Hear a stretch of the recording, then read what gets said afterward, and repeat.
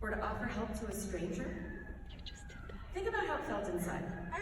You just did that. I believe that this is inner peace. I would argue that something aligns inside of ourselves, causing a feeling of inner peace when we act in accordance with the voice of righteousness, goodness, virtue.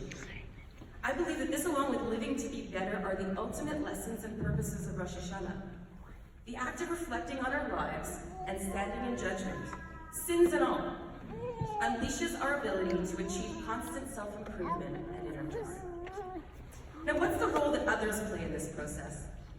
On Rosh Hashanah and Yom Kippur, we have to reflect on and acknowledge everyone in our lives who we have hurt or harmed, directly or indirectly, intentionally or unintentionally.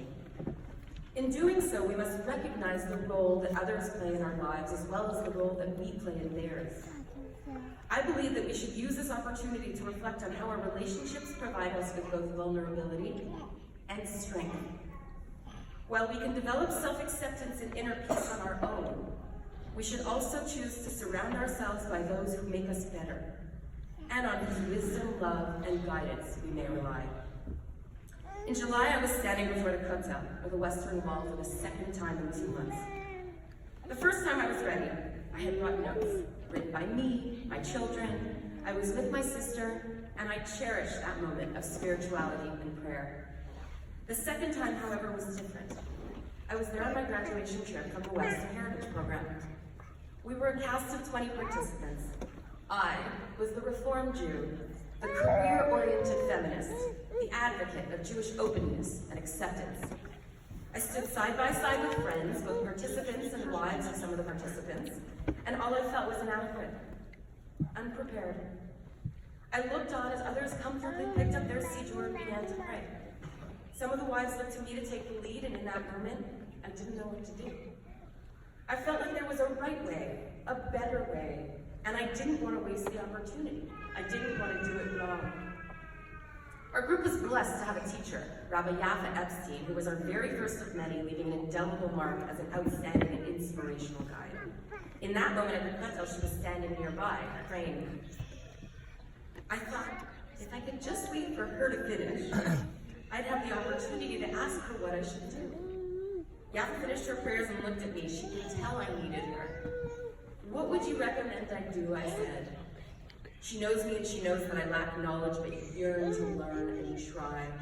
She responded, some people say a favorite prayer or sing a favorite song. I paused. I have numerous favorite songs and prayers.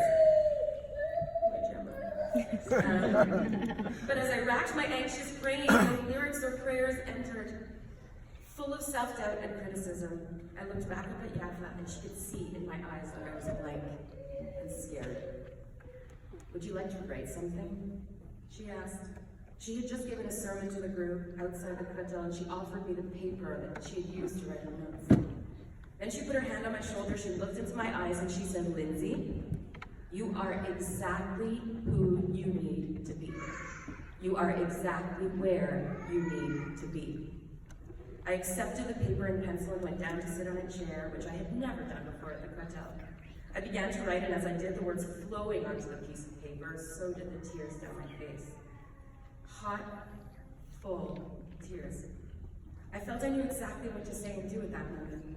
I felt full of confidence, gratitude, and love.